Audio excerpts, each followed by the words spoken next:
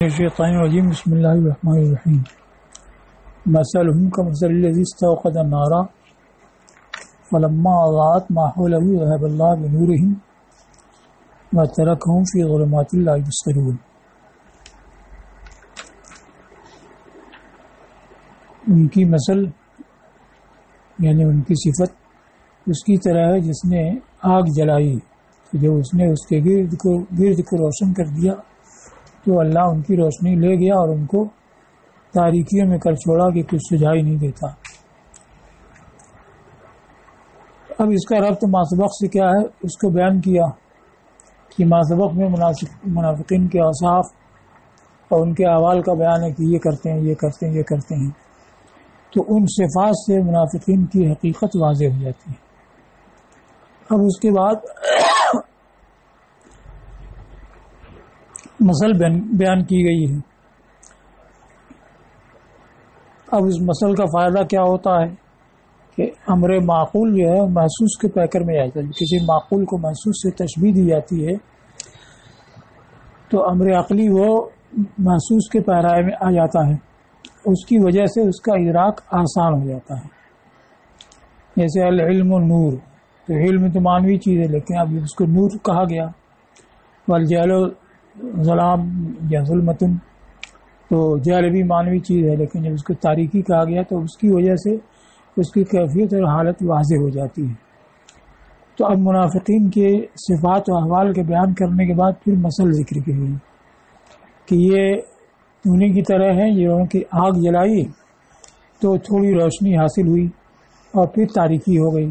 تو آگ جلائی تھی اس لیے کہ اندھیرے میں روشنی ہوگی تو ہلکی روشنی کچھ دیر تک حاصل ہوئی اور پھر اللہ نے ان کی آگ بجھا دی تو سب تاریکی میں پڑے رہ گئے، کچھ نہیں لے. تو ایسی منافقین ہیں جنہوں نے دنیاوی فائدے کے لیے دنیا میں نفاق کے طور پر ایمان کا اظہار کیا اور پھر اس کے بعد یہ جتنا فائدہ تھا ان کے مرنے کے ساتھ ہی سب ختم ہو گیا کہ دنیا میں جو کوئی فائدہ تھا اس میں ختم اور عذاب ان کے سامنے.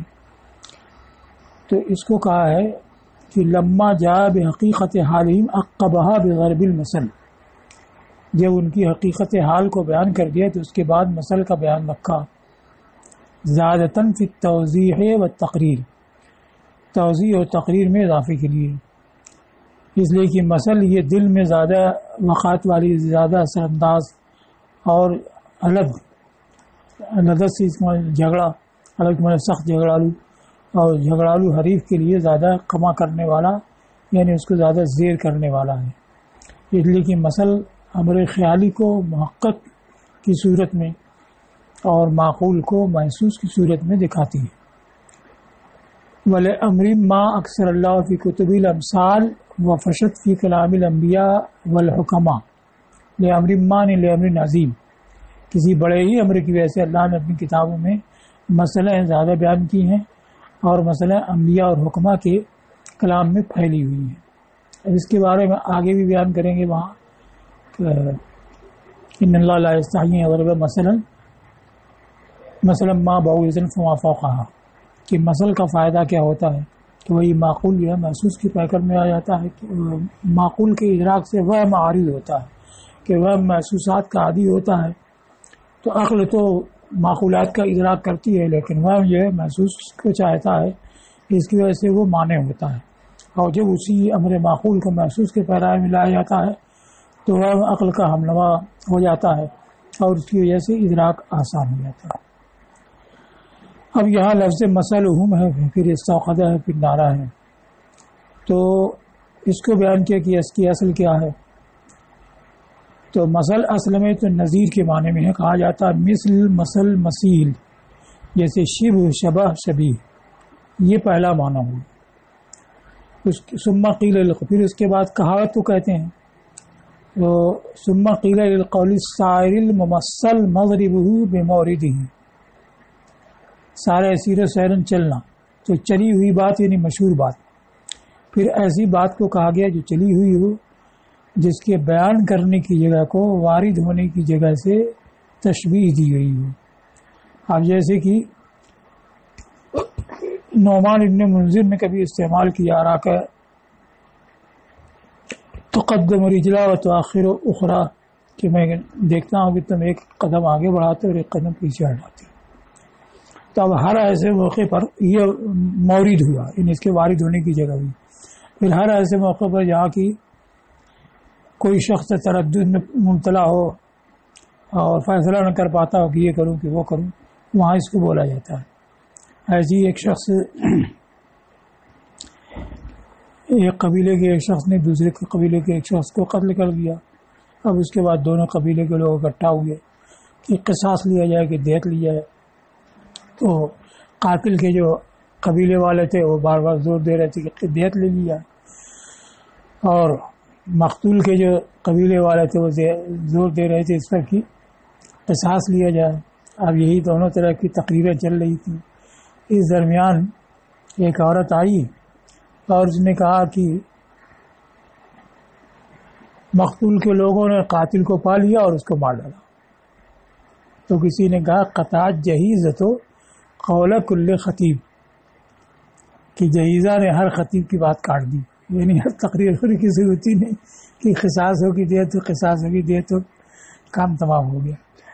تو اب جب کوئی بھی قول فیصل پیش کر دیتا ہے کہ اس کے بعد پھر بحث کی گنجائش نہیں، تو وہی لفظ بولتے ہیں قطعت جہیزۃ قول کل خطیب، چاہے یہ وہاں نہ جہیزہ ہو، نہ خطیب ہو، نہ خطبہ ہو. تو مورد وہی ہوا کہ جب اس نے آ کے بتایا کہ قاتل کو لوگوں نے مار ڈالا.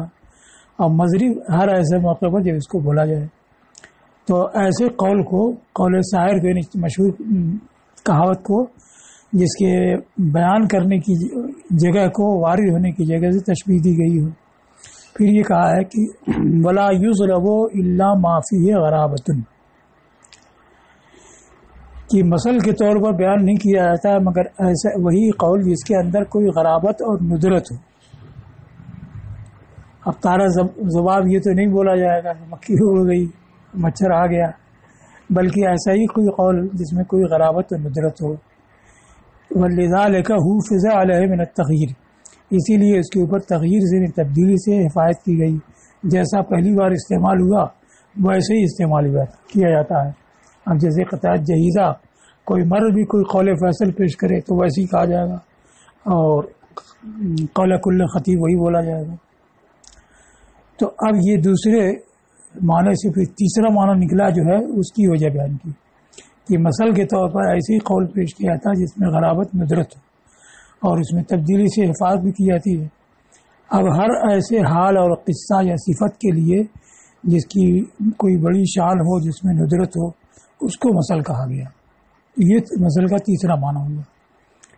پہلا تو وہی نظیر و شبیہ کے معنی میں، پھر اس کے بعد کہاوت کے معنی میں جس میں ندرت و غرابت ہوتی ہے. پھر ایسے نادر اور عجیب و غریب قصے کے لیے، حالت کے لیے، صفت کے لیے کہا گیا.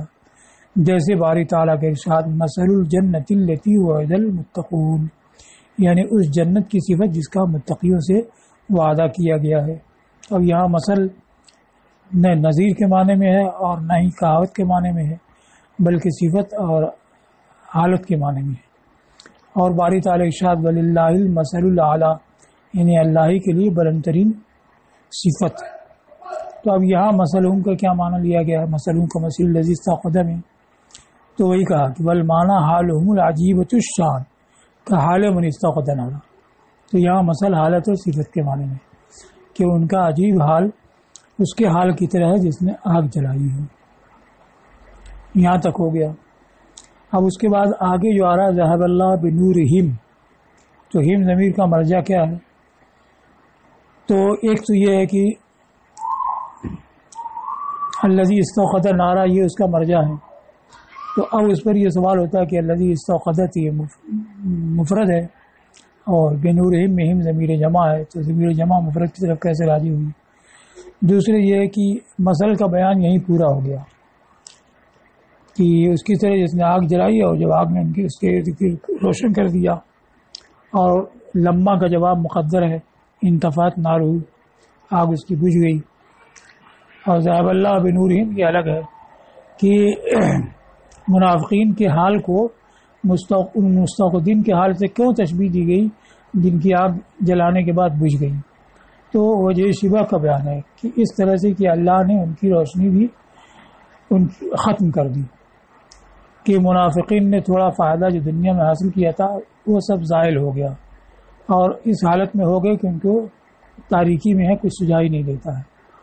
تو اس صورت میں تو یہ بنورہم کے ضمیر منافقین کے لیے ہوگی، اور اس کا اس سے کوئی تعلق نہیں ہوگا۔ الذی استوقد اس کا مرجع نہیں بنے گا، اور منافقین کے لیے جب ہے تو ان کا ذکر جماعی کے ساتھ آیا ہے تو ہم اس کے مناسب ہی ہے۔ اب اس صورت میں جبکہ یہ الذی استوقد سے ہو اور لما آزاد کا جواب ہو ذهب اللہ بنورہم، کہ جب آگ نے ان کے ارد گرد روشن کر دیا تو اللہ نے ان کی روشنی ختم کر دی۔ اسی پر یہ سوال ہوگا کہ ہم تو جمع ہے، الذی استوقد کی طرف اس کی ضمیر کیسے راجی ہوئی؟ تو اس کا کئی جواب دیا ہے۔ ایک تو یہ کہ الذی استوقد یہ موصول صلہ ہے، اور موصول صلہ سے کبھی جنس بھی مراد ہوتی ہے، جیسے کہ معرب باللام سے جنس مراد ہوتی ہے، تو ویسے ہی جنس مراد ہے، جنس میں قلیل و کثیر کا فرق نہیں ہوتا۔ تو یہاں جنس ہونے کی وجہ سے اس کی طرح واحد کی ضمیر لوٹ سکتی ہے، جمع کی ضمیر لوٹ سکتی ہے، اس لیے جمع کی ضمیر لوٹی۔ یہ ہے کہ اس کا ایک موصوف نکالا جائے جو لفظ واحد و معنی جمع ہو، یعنی کا مثل جمعی الذی کا مثل فوج الذی استوقد، تو یہ الجمع یا الفوج لفظ واحد ہے تو اس کے لحاظ سے الذی استوقد آیا، اور معنی جمع ہے تو اس کے لحاظ سے بنورہم ضمیر جمع اس کی طرف راجع ہوئی۔ اور ایک یہ کہ اصل اس کی ہے جس کو پہلے مصنف نے ذکر کیا ہے کہ مثل الذی استوقد جو ہے الذی اصل میں الذین ہے، یعنی کمثل الذین استوقد نارا، تو اس کو کہا ہے کہ الذین کے معنی میں ہے ان جعل مرجع الضمیر فی نورہم، اگر بنورہم کی ضمیر کا مرجع ٹھہرایا جائے، یعنی مرجع نہ ٹھہرائے تو اس کو مفرد ہی رکھیں گے، کیونکہ تشبیہ اور تمثیل میں کوئی ضروری نہیں ہے کہ مفرد کی تشبیہ مفرد ہی سے ہو، مفرد کی تشبیہ جماعت سے، جماعت کی تشبیہ مفرد سے ہو سکتی ہے۔ تو جب بنورہم کی ضمیر کا مرجع ٹھہرایا جائے تو یہ الذین کے معنی میں جیسے باری تعالیٰ کے ارشاد وَخُذْتُمْ كَالَّذِي خَاضُوا، کہ تم بحث میں پڑھے جیسے کہ وہ لوگ بحث میں پڑھے، تو کالذین خاضوا ہیں، یہ ایک تفسیر کی بنیاد پر ہے۔ دوسرے کہا کہ خُذْتُمْ خَوْضًا كَالَّذِي خَاضُوهُ، کہ تم اس معاملے میں پڑھنا ویسا جیسے کہ وہ لوگ پڑھے، تو خوضن كالذی خاضو ہو تب تو ایسے ہی ہونا چاہیے کہ خوضن کی صفت ہو جائے گا الذی، اس معنی پر کہ کالذین خاضو کے معنی میں ہے کہ وہ بحث میں پڑھے جیسے کہ وہ لوگ بحث میں پڑھے۔ تو یہاں الذی معنی الذین ہے، ویسے ہی کمثل الذی استوقد میں الذی معنی الذین ہے۔ اب اس پر یہ ہے کہ الذین کی جگہ الذی کیسے آ گیا، جبکہ القائمین کی جگہ القائم نہیں آ سکتا ہے، تو اس کو بیان کیا کہ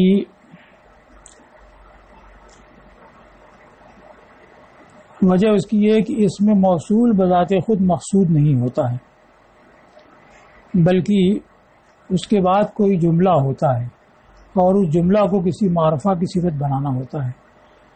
تو جملہ نکرہ کے حکم میں ہوتا ہے، اور نکرہ جو ہے وہ معرفہ کی صفت بن نہیں سکتا ہے، تو اب معرفہ کی صفت بنانے کے لیے الذی کا سہارا لیا جاتا ہے۔ تو اصل میں یہ اس میں موصول خود مقصود نہیں ہوتا ہے، بلکہ اصل مقصود ہے جملہ کو صفت بنانا اور معرفہ کی، اب اس کے لیے اس میں موصول کو لایا جاتا ہے، تو یہ خود مقصود نہیں ہوا۔ اور القائم القائمین میں تو یہ خود مقصود ہے۔ دوسری بات یہ ہے کہ یہ الذی یہ اس میں تام نہیں ہے، یعنی تنہا الذی نہ فاعل ہوگا، نہ مفعول ہوگا، نہ مبدا ہوگا، نہ خبر ہوگا، کچھ نہیں۔ اور القائم القائمین یہ تو کچھ بھی تنہا بن سکتے ہیں، یہ اس میں تام ہے۔ اور یہ الذی جب تک کی صلہ سے نہ ملے، الذی فی الدار یا الذی امامک یا الذی جاء الذی ذهب کچھ نہ ہو تب تک یہ کسی جملہ کا جز نہیں بنے گا، تو یہ اس میں تام نہیں ہوتا ہے، بلکہ اس میں تام کے جز کی طرح ہوتا ہے۔ تیسرے یہ ہے کہ موصول صلہ مل کر کے لمبا ہو جاتا ہے، حالانکہ موصول جمع ذریعہ ہے، تو اب ذریعہ جتنا مختصر ہو بہتر ہوتا ہے۔ تو اب اس کا اختصار پسند کیا گیا، اس وجہ سے الذین سے الذی کیا گیا۔ اور یہ بھی ہے کہ یہ الذی حقیقتاً واحد ہو، اللذان تثنیہ ہو اور الذین جمع ہو، ایسا نہیں ہے۔ ایسی زانے اور اولئکہ یہ حقیقتاً واحد تثنیہ جمع ہو، ایسا نہیں ہے، بلکہ زا ایک لفظ ہے جو واحد کے لیے وضع کیا گیا، زانے ایسا ہے جو دو کے لیے وضع کیا گیا ہے۔ اگر زا کا یہ تثنیہ ہوتا تو زوانے ہوتا، جیسے عصا کا تثنیہ عصاوانے ہوتا ہے، رہا کا رحیانے ہوتا ہے، تو زا کو واو سے بدل کر کے پھر بولا جاتا زوانے، مگر ایسا نہیں ہے۔ ایسی اللذانے، الذی کا اگر تثنیہ ہوتا تو اللذیانے ہوتا، اور ایسی اللذین اگر الذی کی جمع ہوتا تو اللذون ہوتا، مسلمون مومنون کی طرح واو اور نون کے ساتھ ہوتا ہے، بلکہ یہ مستقل لفظ ہے جو جمع کے لیے وضع کیا گیا ہے، تو یہ مستقل نہیں ہے، بلکہ ذاتی معنی کے لیے ایک لفظ بڑھا دیا گیا۔ تو اب یہ کہا ہے کہ اس میں چونکہ ذریعہ ہوتا ہے اس لیے اس میں تخفیف کی گئی۔ الذی الذین کے معنی میں جیسے باری تعالیٰ کے شرط خصتم کو الذی خاصو میں یہ الذین کے معنی میں لینا اس وقت ہے جبکہ ضمیر بنورین کی ضمیر کا مرجع ٹھہرایا گیا۔ ایسی آگے جو ہے اور قصد بھی جنس المستوقدین اب الفوج الذی استوقد، یہ سب ضرورت کب پڑے گی؟ جب بنورین کی ضمیر کا مرجع ہو۔ اب یہ جائز ہو گیا، الذین کی جگہ الذی جائز ہو گیا، حالانکہ القائمین کی جگہ القائم جائز نہیں ہے۔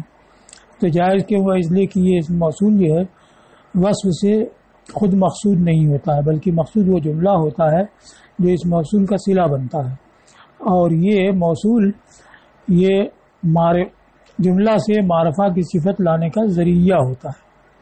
ایک دوسری وجہ کہ موصول جو ہے اس میں تام نہیں ہے، بلکہ اس میں تام کے جز کی طرح ہے کہ موصول تو خود فاعل مفعول وغیرہ بنتا نہیں ہے، کسی اور کے ساتھ ملے گا تبھی فاعل مفعول مدعا وغیرہ بنے گا، تو یہ اس میں تام کی جز کی طرح ہے۔ فحقہ اللہ یجمع ہے، تو جب جز کی طرح ہوا تو اس کا حق یہ ہے کہ اس کی جمع نہ ہو، جیسے کہ اس کے اخوات کی جمع نہیں، من ماں کی جمع نہیں آتی ہے، اور اس کا حق یہ کہ اس میں واحد اور جمع برابر ہوں، اور الذین اس کی جمع سالم نہیں ہے کہ الذی میں تصرف کر کے الذین جمع بنایا گیا، ایسا نہیں ہے، کیونکہ اگر ویسا ہوتا تو الذیون جمع آتی، بلکہ یہ ذاتی والا لفظ ہے جس میں ذاتی معنی کی ذاتی کی سبب کر رہی گئی ہے، اسی لیے ہمیشہ الذین یا کے ساتھ آیا ہے، جبکہ جمع سالم رفعی حالت میں واو کے جہاں مسلمون کہا جائے، اور الذین ہر حال میں جہاں الذین رأیت الذین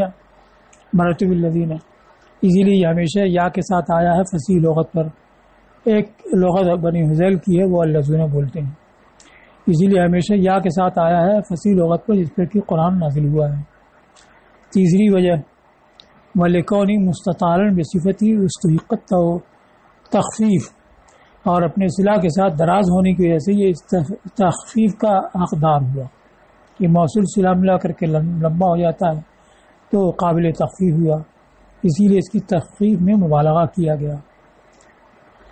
تو الذین سے الذی ہوا، پھر اس کی یا بھی حذف کر دی گئی الذی، پھر اس کے بعد الذی کا کسرہ بھی حذف کر دیا گیا تو اللذ ہو گیا، پھر وہ سب بھی ختم کر کے محض لام پر اکتفا کیا گیا اس میں فاعل اور اس میں مفعول میں، جیسے الضارب المضروب، اس میں ال جو ہے اس میں موصول ہے، تو ایک قول جمہور کا تو یہ ہے کہ اس میں الضارب المضروب میں جو ال ہے وہ مستقل اس میں موصول ہے، اور معرب باللام میں جو ال ہوتا ہے اس سے فرق ہے کہ الحمد وغیرہ میں جو معرب الف لام ہے تعریف والا تو وہ حرف ہے، اور یہ ال جو ہے وہ اس میں موصول ہے اسم ہے، لیکن مصنف نے اور زمخشری نے اس کو اختیار کیا ہے کہ یہ اسی الذی کی تخفیف ہوتے ہوتے ال ہو گیا ہے، تو اس کی تخفیف مبالغہ کیا گیا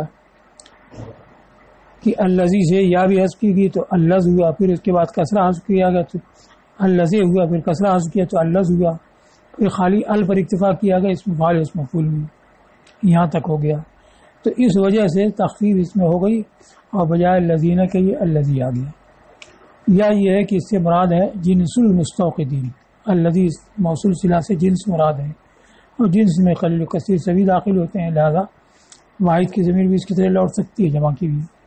یا مرادہ الفوج الذی استوقد ہے، تو اس کا ایک موصوف نکالا گیا جو لفظاً واحد مانن جمع ہے، تو لفظاً واحد ہونے کی وجہ سے اس کے لیے واحد ضمیر آ سکتی ہے اور مانن جمع ہونے کی وجہ سے جمع کی ضمیر آ سکتی ہے.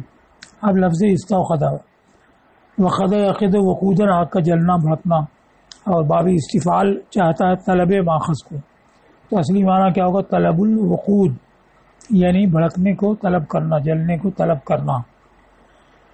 تو اب یہاں جہاں بولا جاتا ہے استوقد نارا، تو اس کا یہ مطلب نہیں ہے کہ کسی سے بھڑکنے کو طلب کیا، بلکہ اوقد ہی کے معنی میں ہوتا ہے. تو ہے تو استیقاظ معنی میں ایقاد کے، تو اس لیے کا والسعی فی تحصیل ہی، جلنے کو طلب کرنا اور جلنے کی حصول کی کوشش کرنا. اور وقود کیا ہے؟ سطوع النار وارتفاع لہبها، آگ کا روشن ہونا اور اس کی لپٹ کا بلند ہونا. اور لفظ نار کو بتایا ہے کہ لفظ نار کا اشتقاق نارا یا نور و نورن بمعنی نفرہ سے، تو نفرہ کا معنی تو بدکنا بھاگنا، نار کا معنی آگ. دونوں مناسبت کیا ہے؟ تو قال ان فیہا حرکتاً واضطراباً، اس لیے کہ آگ میں حرکت اور اضطراب ہوتا ہے.